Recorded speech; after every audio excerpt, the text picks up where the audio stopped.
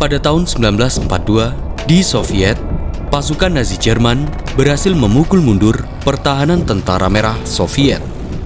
Formasi pasukan Soviet menjadi kacau akibat serangan hebat serta gerak laju pasukan Nazi yang begitu ganas.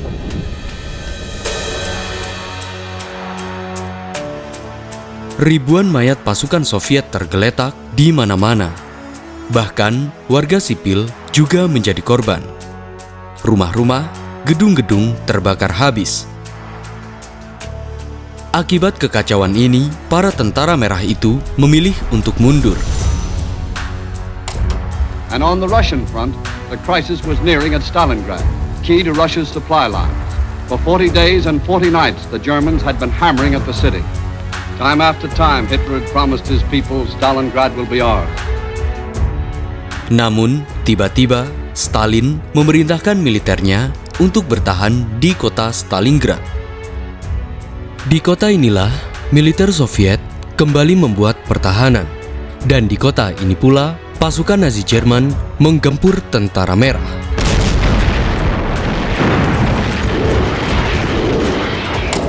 The as yet unfinished story of Stalingrad epitomizes the inflexible will of the Soviet people. This great city on the Volga, brought to ruin by months of bombing and shelling, has still held out against everything Hitler could bring against it. Pertempuran Stalingrad ini merupakan pertempuran paling ganas di Eropa yang terjadi selama berlangsungnya Perang Dunia Kedua. Tak kalah sengitnya, di waktu yang hampir bersamaan di tempat lain di Kepulauan Guadalcanal, seluruh pasukan Jepang, baik pasukan darat, udara, hingga angkatan laut, menggempur Kepulauan Guadalcanal, tempat pertahanan sekutu. Sejak bulan Agustus, dengan segala cara, pasukan Jepang berusaha menembus pertahanan sekutu di Guadalcanal. Namun, berkali-kali mereka gagal. Meski begitu, Komandan Angkatan Laut Jepang Yamamoto berkata lain. Ia yakin serangan Jepang selanjutnya akan berhasil menembus pertahanan sekutu di Guadalcanal. Bahkan, ia akan memamerkan Bombarderman-nya kepada sekutu. Bombarderman yang sangat ditakuti oleh sekutu. Inilah pertempuran Guadalcanal gelombang ketiga.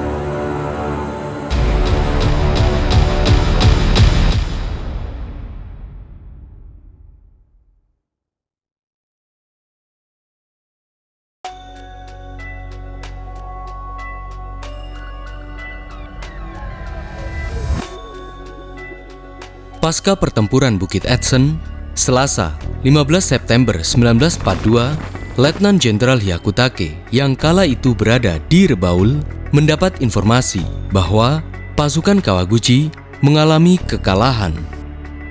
Oleh karenanya, pada tanggal 16 hingga 20 September, ia mengirim 17.500 pasukannya yang diangkut oleh kapal-kapal perusak menuju Guadalcanal melalui jalur Tokyo Express.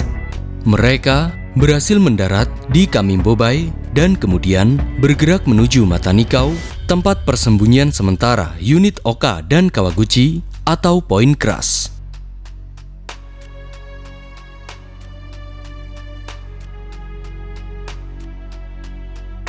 Lantas, bagaimana dengan sekutu? Di saat Jepang sibuk di sebelah barat Matanikau, pasukan sekutu fokus pada konsolidasi pasukan serta memperkuat bentengnya di Tanjung Lunga. Sejak tanggal 14 September, Sekutu mengumpulkan kekuatannya dengan mengirim sepertiga pasukan Turner dari Tulagi menuju perimeter Lunga. Begitu juga pada tanggal 18 September kemudian, konvoi Laut Sekutu mengirim 4.000 pasukan, 2 kapal induk Hornet dan Wasp yang dilindungi beberapa kapal perang serta puluhan pesawat tempur. Namun, naasnya saat tiba di tenggara Guadalcanal, kapal induk Wasp ditenggelamkan oleh serangan kejutan kapal selam Jepang. The Japanese philosophy for the use of submarines is to use them as scouts for the fleet and also to attack large enemy warships. And this is in direct contrast to the American view, which is to use submarines to penetrate deep into enemy territory, attack the merchant shipping, and cut the logistical and supply lines in that way.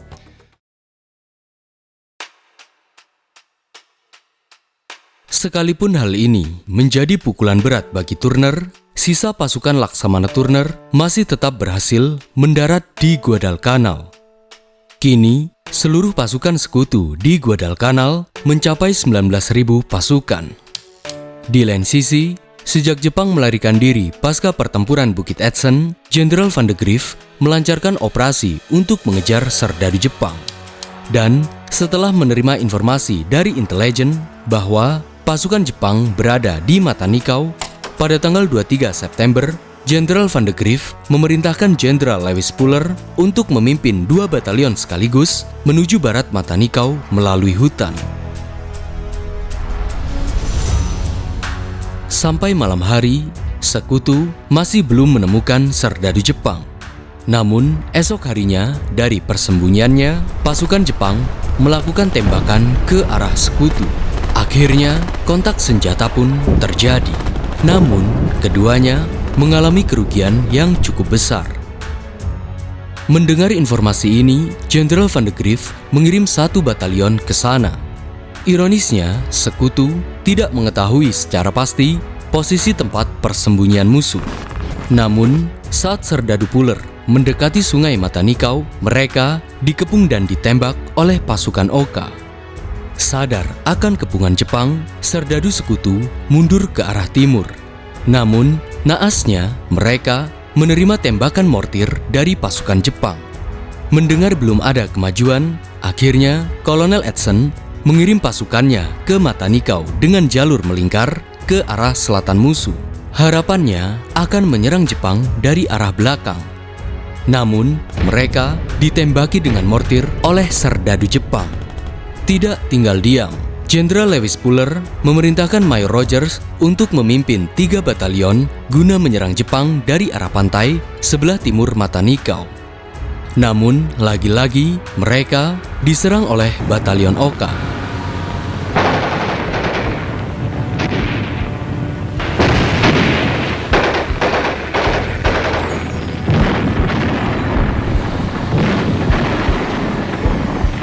Berbagai serangan Sekutu tidak dapat menembus sungai Matanikau sama sekali. Menyadari hal ini, akhirnya pada tanggal 27 September, Kolonel Edson mengirim kapal perusak Amerika USS Monson untuk menyelamatkan sisa pasukan Sekutu. Namun, mereka diserang bertubi-tubi oleh Jepang. Lantas, kapal-kapal Amerika pun menyerang dan memotong pertahanan Jepang. Akhirnya, pasukan Sekutu pun berhasil mundur. Sadar akan kecerobohannya, dari sini Sekutu belajar bahwa menerima informasi yang berarti sangat penting dilakukan sebelum melancarkan serangan, sekecil apapun itu.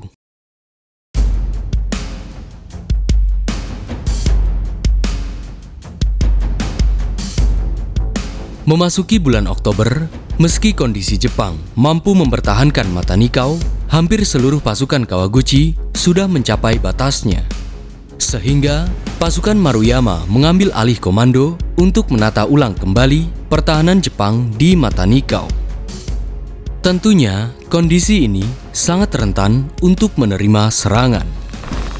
Benar saja, saat Jepang sibuk untuk mengkonsolidasikan pasukannya, Sekutu tidak akan hilang kesempatan. Jenderal Van de Grief berniat akan melakukan serangan terlebih dahulu sebelum Jepang melakukan serangan besar.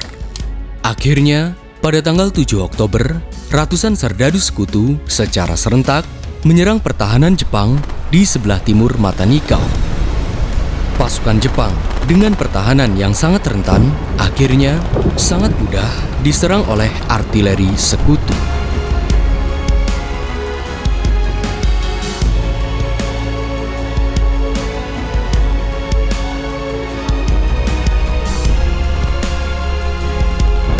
Setelah berhasil menyeberangi Sungai Mata Nikau, pada hari berikutnya, serdadu sekutu akhirnya menyerang posisi Jepang di sebelah barat Sungai Mata Nikau. Barulah pada tanggal 9 hingga 11 Oktober, di sebelah timur Lunga dekat Teluk Aola, ratusan serdadu sekutu melakukan pengeboman secara brutal terhadap pasukan Jepang. Serangan itu mengakibatkan 700 serdadu Jepang tewas. Sedangkan sisa pasukan lainnya berlarian ke arah barat ke poin Tassafaronga dekat Kokombona. Sementara pasukan sekutu hanya kehilangan 60 pasukannya. Menariknya, di samping di Mata Nikau terjadi pertempuran darat, di tempat lain, tepatnya di Tanjung Esperance, sekutu dan Jepang juga melancarkan pertempuran hebat. Pertempuran Laut Esperance.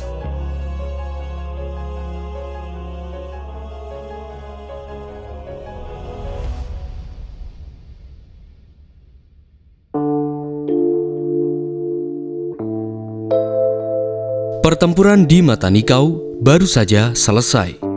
Namun, Jepang masih melancarkan kampanye Tokyo Express. Kali ini dipimpin oleh Laksamana Mikawa. Secara bersamaan, pada tanggal 9 Oktober, Mikawa memerintahkan Arimoto Goto yang berkekuatan 3 kapal penjelajah berat serta 2 kapal perusak untuk menyerang dan menghancurkan Hendersonville dengan bom khusus. Dengan kata lain, Mikawa akan memamerkan bombardemennya. Kini, Jepang sudah bersiap. Lantas, bagaimana dengan sekutu? Pasukan sekutu masih tetap dalam mode waspada. Bahkan, pergerakan Jepang sudah terendus oleh Komandan Angkatan Darat Amerika, Millard F. Harmon. Oleh karenanya, ia memerintahkan Jenderal Bromley agar mengerahkan gugus 64 pimpinan Jenderal Norman Scott untuk bersiaga.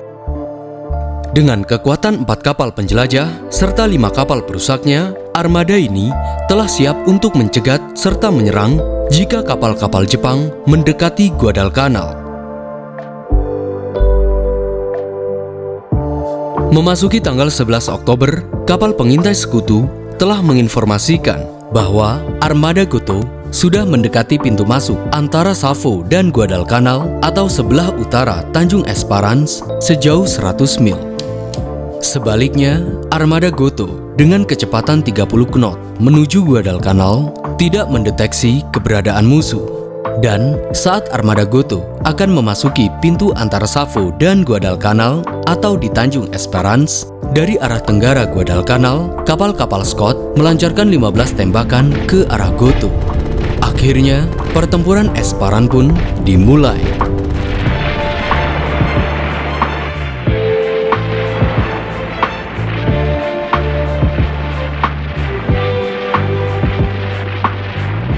Armada Goto yang tidak siap akan serangan sekutu pun kalang kabut dan formasinya juga berantakan.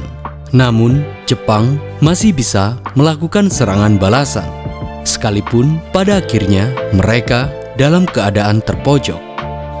Akibatnya, 1 kapal penjelajah serta kapal perusak yang dinaiki Goto meledak dan tenggelam. Komandan Jepang Arimoto Goto tewas setelah ia mengalami luka yang cukup parah. Sementara itu, sebanyak 2 kapal perusak serta 1 kapal penjelajah armada Scott meledak dan tenggelam. Material Japanese losses totaled 1 heavy cruiser and 3 destroyers and more than 550 men.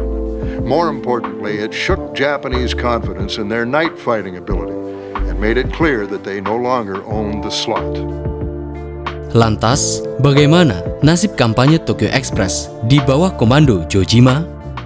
Sebenarnya, mereka didatangkan untuk pengiriman perbekalan logistik ke Guadalcanal. Namun, karena armada Goto mengalami kekalahan, pada tanggal 12 Oktober, armada Jojima lantas mengevakuasi pasukan Jepang yang selamat. Sekutu pun tidak tinggal diam, sehingga mereka menembakkan bom meriamnya ke arah armada Jojima. Akibatnya, 2 kapal perusak Jepang tenggelam, sementara sisanya berlayar kembali ke Rabaul. Pertempuran Tanjung Esperance ini bukanlah pertempuran yang menentukan, atau dengan kata lain, bukan pertempuran sebenarnya. Sekutu hanya melakukan tindakan defensif terhadap armada Jepang yang akan ke Guadalcanal. Masih banyak lagi pertempuran yang akan mereka hadapi. Sementara Jepang juga tidak akan membuat pertempuran ini selesai begitu saja. Mereka akan melakukan aksi bombardemen kedua yang akan dilakukan oleh sosok yang sangat ditakuti Amerika, bahkan Sekutu takjub akan bombardemen Jepang selanjutnya, yakni bombardemen Takeo Kurita.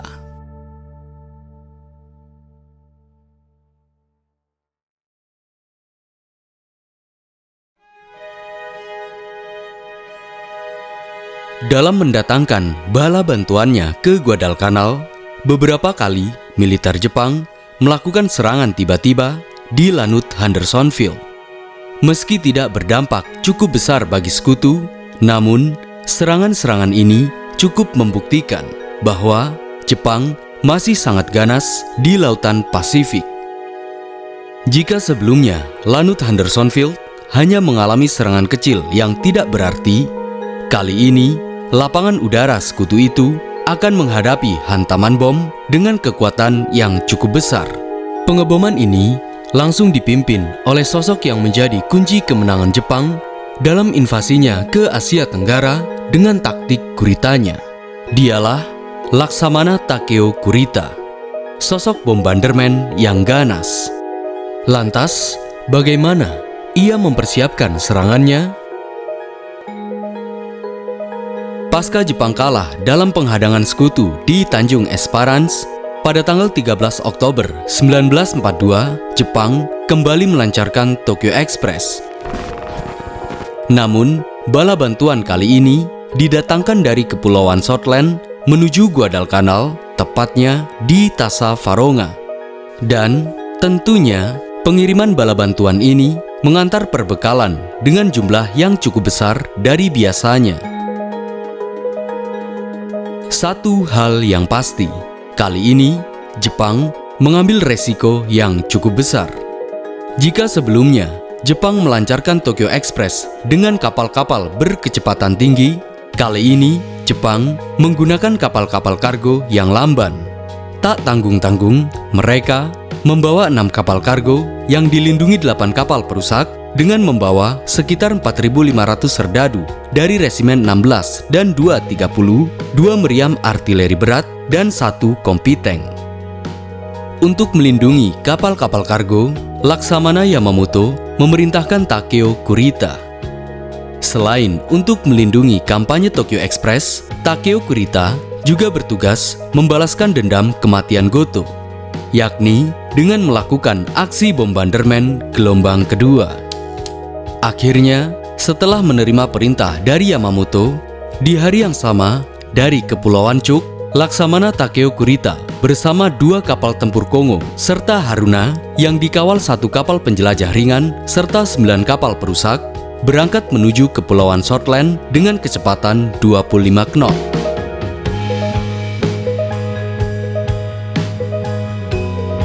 Menariknya, di lain sisi, sebelum bombardemen terjadi, di hari yang sama, di siang hari, pasca Turner mendaratkan 2.850 pasukannya di Guadalcanal setelah lolos dari titik pengintaian Sekutu, sebanyak 55 pesawat tempur serta bomber Jepang yang berangkat dari Rabaul menghujani tempat pengisi bahan bakar serta landasan pacu di Lanut Hendersonville dengan bom.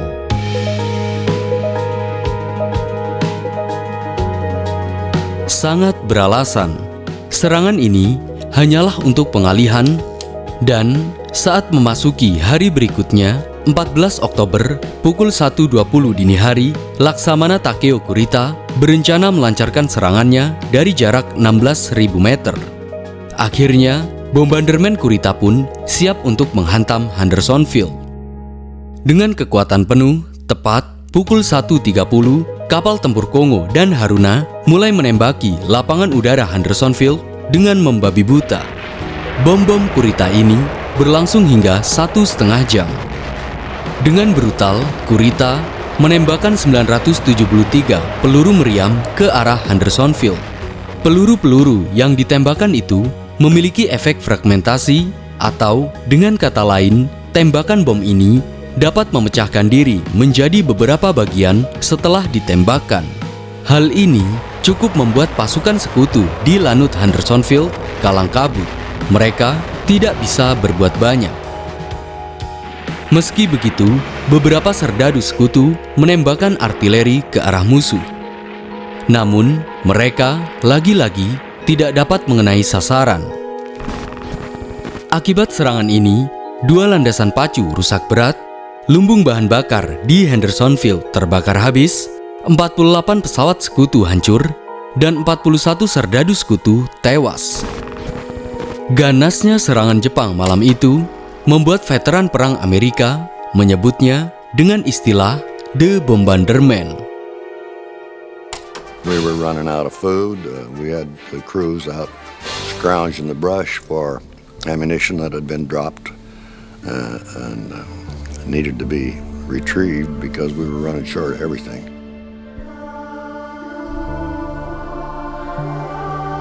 Keberhasilan Jepang dalam menyerang Hendersonville sekali lagi menandakan bahwa mereka masih sangat ganas di Lautan Pasifik. Kekuatan mereka tidak bisa diremehkan karena mereka masih tetap pada tujuannya, yakni merebut Hendersonville dari tangan sekutu serta menguasai Guadalcanal. Hal ini dibuktikan dalam berbagai pertempuran yang akan segera terjadi. Pertempuran darat, laut, dan udara di sekitaran lapangan udara Hendersonville. Setidaknya dalam episode 11 selanjutnya.